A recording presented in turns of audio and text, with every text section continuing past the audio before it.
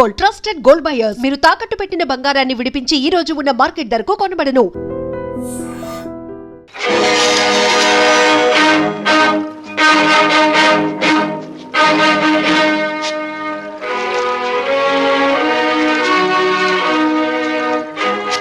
వీడి చేతికి ఉత్తరాలు ఎలా వచ్చాయా అని ఆలోచిస్తున్నావా?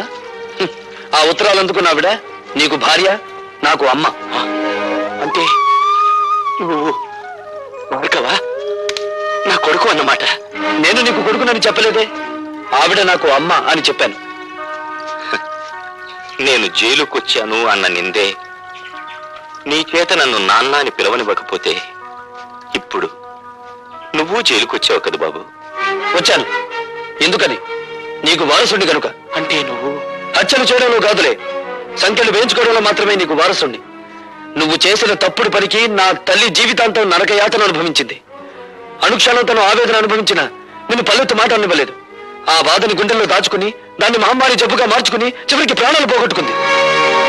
పార్వతి, కన్నీళ్లు పెట్టడానికి ప్రయత్నించకు. నా తల్లిని దగా చేసిన వాడి ప్రాణాలు తీసే అవకాశం వస్తుందో రాదో అని ఇన్నాళ్ళు అనుకున్నాను. వచ్చింది. నేను ఈ జైల్లో ఉండే 3 నెలల్లో ఏదో ఒక రోజు మా అమ్మ ఆత్మకు శాంతి కలిగిస్తాను. నీకు తల కొరివి పెట్టి కాదు, నీ తల నరికి. Good morning. Good morning. Good morning. Good morning. Good morning. ఏమిటి విచిత్రం? సూర్యుడు తూర్పు దిక్కులో ఉదయించాడు, నేను కాల్గేట్ పేస్తోనే పళ్ళు తోకున్నాను. అలవాటు ప్రకారం పెన్ను జారి పడాల్సిన చోటే పడింది, కానీ ఏదో మిస్సు కొట్టింది. మీరా ఇక్కడ ఇలా? ప్రతి అడ్డమైన విధవ ఏదో ఊడిపడిందని జారి పడిందని సరిగ్గా ఇక్కడే జారి పడుతున్నాడు. అందుకే సెటప్ మార్చాను. నాకు ఒళ్ళు మండిందంటే అడ్డుగోడ కట్టించి పారేస్తాను. లైలా,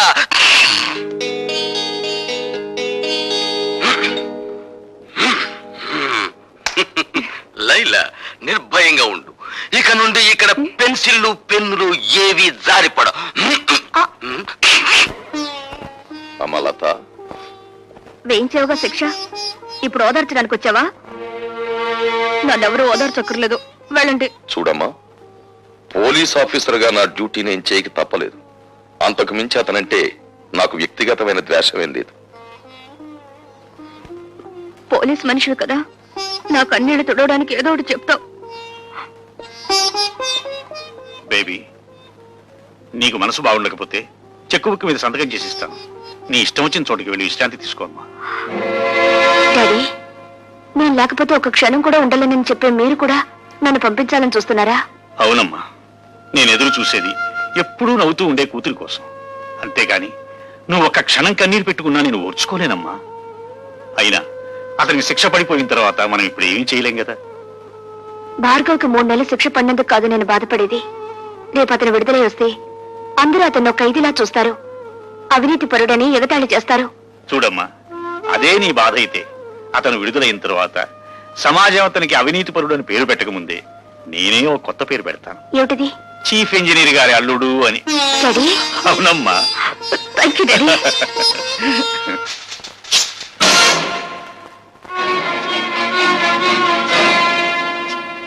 గురి తప్పిందా? చంపే బాబు, చీల్చే ఈ గుండెల్ని. పున్నామ నరకం నుంచి కాదు, ఈ కుళ్ళు సంఘం నుంచి నాకు విముక్తి ప్రసాదించు. ఆలోచిస్తున్నావా బాబు? ఆలోచనలు ఒక్కొక్కసారి ఆవేశాన్ని మింగేసి ఆశయాన్ని దూరం చేస్తాయి, నీకు నా మీద జాలిని కలిగిస్తాయి. ఆలోచించకు బాబు. పసితనం నుంచి నువ్వు నీ తండ్రి పట్ల పెంచుకున్న పగకు ప్రతీకారానికి పరిష్కారం ఇదొక్కటే. నన్ను చంపు, దేవతలాంటి మీ అమ్మ దగ్గరకు నన్ను చేర్చు. కానీ నన్ను విముక్తుని చేసే ముందు నా ఆత్మ నివేదన్ని క్షణకాలం పాటు విను. అంటే నువ్వు నిర్దోషినని చెప్పి నన్ను నమ్మించాలని ప్రయత్నిస్తున్నావా? కాదు, ఒకే సంఘం, ఒకే మనుష్యులు నీ జీవితంతోనూ నా జీవితంతోనూ ఆట్లాడుకుని ఎలా దోషులుగా చిత్రించారో, సగటు మనిషి సంస్కారాన్ని ఈ దోపిడీ వ్యవస్థ తన స్వార్థానికి ఎలా వినియోగించుకుంటుందో నీకు నేను చెప్పాలి. తండ్రిగా కాదు, నీకంటే ముందుగా ఈ రాక్షస వ్యవస్థ పాదాల కింద నలిగిపోయిన భ్రష్టుడిగా, పతితుడిగా అది నా బాధ్యత. బాబు, నా గతం నీ భవిష్యత్తుకు మార్గం చూపి నీలోని ఉద్యమకారుడికి ఊపిరి పొయ్యాలి. భార్గవ, 20 ఏళ్ల క్రితం నేను కాపురం ఉంటున్న పేదలవాడలోని ఇళ్లన్నీ ఖాళీ చేయించాలని కుట్ర పన్నాడు ఎంపీ రాజశేఖరం. ఆ కుట్రలో ఒక భాగంగా పేద ప్రజల ప్రతినిధినైన నన్ను తన ఇంటికి పిలిపించాడు. నువ్వేనా గుడిసెలకి లీడర్వి? నేను లీడర్ని కాను, గుడిసెల్లో మనుషులకు ప్రతినిధిని. నువ్వెంతకు అమ్ముడుపోతావు? నీ మనుషుల్ని ఎంతకు అమ్ముతావు? ప్రపంచంలో ఉన్న డబ్బంతా రాసులు పోసిన శ్రామికుడి స్వేదాన్ని ఖరీదు చేయలేరు. నువ్వెంత? నేను ఠాగూర్రా, మీ బెదిరింపులకు లొంగే మనిషిని గాను. ఏమిట్రా కూసో? నీలాంటి వాళ్ళు ఎందరు ఎదురొచ్చినా ఆ స్థలం నుంచి పేదవాళ్ళను ఖాళీ చేయించేది ఖాయం, ఆసుపత్రి కట్టించేది ఖాయం. సూర్యుణ్ణి గుప్పెట్లో బంధించాలనుకోవడం వెర్రితనం రాజశేఖరం. మమ్మల్ని ఆ స్థలం నుంచి ఒక్క అంగుళం కూడా కదిలించలేవు. ఎంత పొగరు! రండి లారీలో వచ్చి సామాన్లు ఎక్కించుకోండి.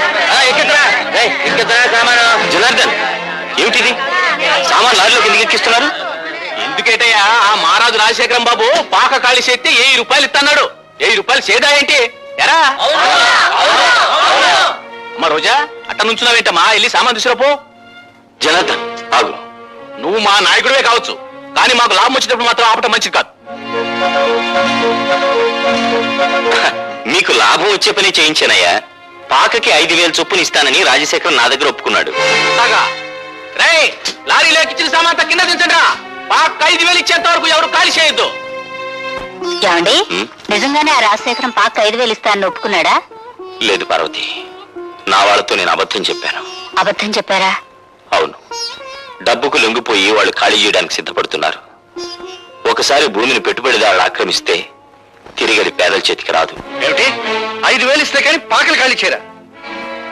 అవును, ఇప్పుడు 50,000 ఇచ్చినా ఖాళీ చేయరు. మరి వాళ్ళతో ఎందుకలా చెప్పావు? నీ రాజకీయాన్ని దెబ్బతీయడానికి. ఇప్పుడు మళ్ళీ నువ్వు 5,000 ఇస్తానని రాయబారం నడిపితే నేను 10,000 ఒప్పుకొచ్చానని చెప్తాను. దాసు,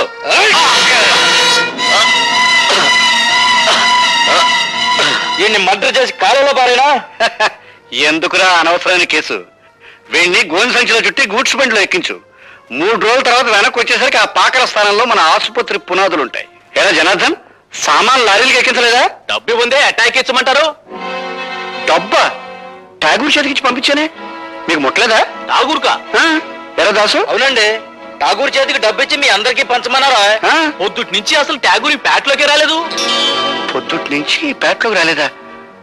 పొద్దుటనగా నా దగ్గర బయలుదేరిన ఠాగూర్ ఇంతవరకు ఇక్కడికి రాలేదంటే ఆ డబ్బు అంతా తీసుకుని పారిపోయి ఉంటాడండి. అబద్ధం. నా భర్త డబ్బు కోసం కక్కుర్తిపడే నీచమైన వాడు కాదు రాజశేఖరం. అలాంటి దొంగ బుద్ధి ఉండేది మీలాంటి సిగ్గులేని రాజకీయ నాయకులకి. ఎవరు దొంగో ఎవరు దొరో ఇప్పుడే తేల్చేద్దాం. ఒరే దాసు, వెళ్ళి ఆ ఠాగూర్ సోదా చేయండి రా.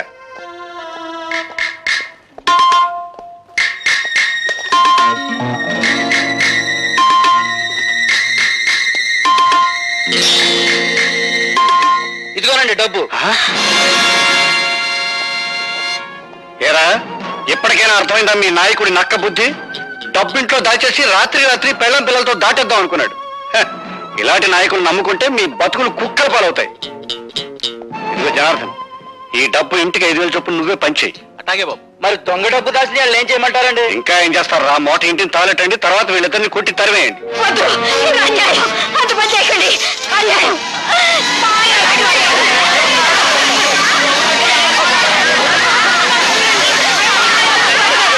నేను స్పృహలోకి వచ్చేసరికి ఊరు దాటిపోయానని గ్రహించాను. అక్కడి నుంచి తప్పించుకుని మా వాడలోకి వచ్చాను. అంతా నిర్మానుష్యంగా ఉంది. రాజశేఖరం కోసం గాలించాను. వాడు రాజధాని వెళ్ళాడని తెలిసి వాడిని వెతుక్కుంటూ వెళ్ళాను. ఏటి బాబు మీరనేది? అవును జనార్దన్, నువ్వు నీ బిడ్డ నా ఇంట్లో హాయిగా ఉండొచ్చు. ఇది సిటీలో నా గెస్ట్ హౌస్. మా పాకలు ఖాళీ చేయించినందుకు మా మీద ఎంత అభిమానం చూపిస్తున్నారు బాబు. రాజశేఖరం, నా భార్య బిడ్డలెక్కడా? బతికుంటే ఏ వీధుల్లోనో అడుక్కు తింటూ ఉంటారు, చచ్చుంటే వల్లకాట్లో ఏ నక్కలో వాళ్ళని పీక్కు తింటూ ఉంటాయి. ఒరేయ్! నీ దుష్ట రాజకీయంతో పేద ప్రజలకి, నా భార్య బిడ్డలకి అన్యాయం చేస్తావా? నిన్ను బ్రతకనిస్తే ఇంకా ఎన్నో కుటుంబాలు నాశనం అయిపోతాయిరా. అందుకే నిన్ను చంపి పేదవాడిని చేస్తా. దాసు వాడిని పట్టుకో, పోలీసులు ఫోన్ చేస్తాను. ఆ విధంగా నేను హంతకున్నయ్యాను. ఆ కత్తితో రాజశేఖరాన్ని చంపగలిగి ఉంటే ఈ రోజున సగర్వంగా నేను హంతకుణ్ణి నేరస్తూ నేను ఒప్పుకునేవాణ్ణి. కానీ నా మూలంగా జనార్దన్ చనిపోయాడు. అతని కూతురు అనాథ అయింది బాబు. నాన్న,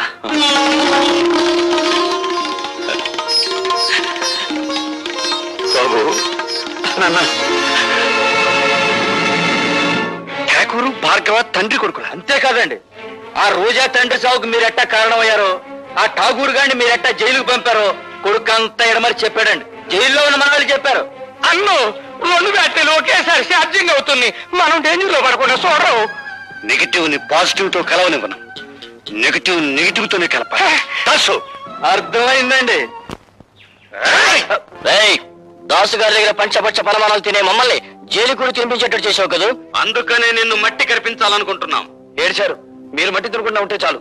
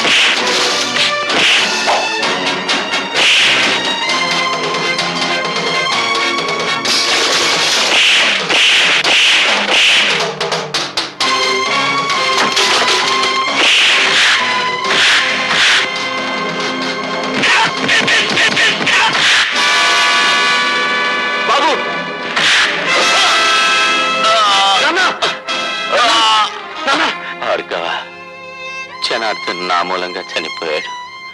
నా పాపానికి అతని కూతురు అనాథ అయింది. ఆ అమ్మాయి ఎక్కడుందో వెతికి తెలుసుకుని నేను చేసిన తప్పులు సరిదిద్ది ఆ పిల్లకు దారి చూపిస్తానని నాకు మాట ఉన్నాయనా. అలాగే నాన్న.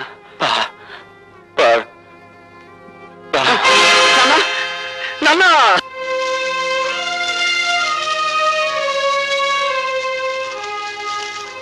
కన్నీళ్లు పెడుతున్నారా సార్? ఊరుకోటి సార్. పోలీసులు కన్నీళ్లు పెడితే ప్రజలు నవ్వుతారు. ఇదే శ్మశానంలో ఒకప్పుడు అన్యాయంగా చంపబడ్డ నా తల్లి శవానికి దాన సంస్కారాలు చేశాను. ఇప్పుడు ఇదే శ్మశానంలో దారుణంగా చంపబడ్డ నా తండ్రి చితికి నిప్పంటించాను. ఈ అన్యాయాలు ఇలా సాగిపోతూనే ఉంటాయి. అయినా మా రోదన మీకు వినిపించదు, మా ఆవేదన మీకు కనిపించదు.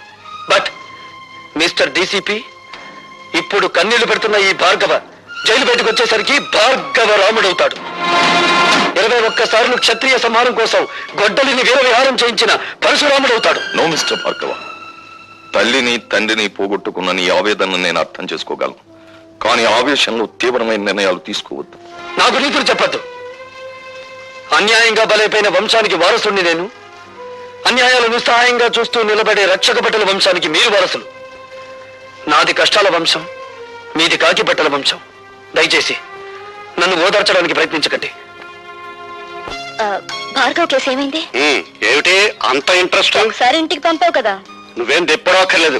నేను చిన్నప్పటి నుంచి పెంచాను కనుక నెలకు 10,000 రూపాయలు ఇస్తున్నాను. నాకు అవసరమైన వాళ్ళ దగ్గర నేను పంపిస్తాను. నేను ముట్టుకున్నానా? కూతురులా పెంచావు, నన్ను ముట్టుకుంటే నీ కళ్ళు పోవా? ఒప్పుకున్నావు కదా కూతురు లాగా పెంచానని. కూతురు దగ్గర కూడా ఇలాగే పంపిస్తావా? ఏ కోపం వచ్చిందా? పారాయి మనిషి కన్నదాన్ననేగా నన్ను పావులా వాడుతున్నావు. నీ బిడ్డలిద్దరూ విదేశాల్లో పై చదువులు చదువుకోవాలి.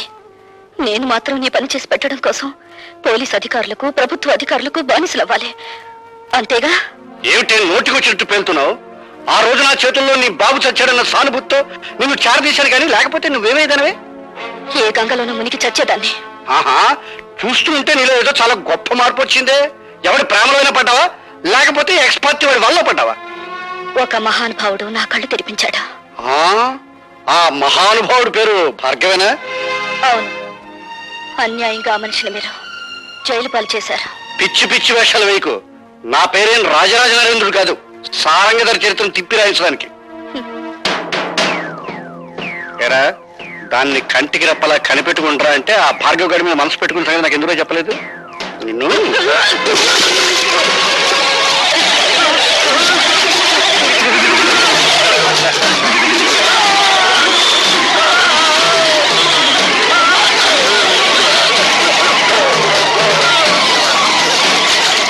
And for more videos, Please subscribe to iDream. Please subscribe to iDream. Please subscribe iDream. And please subscribe to iDream.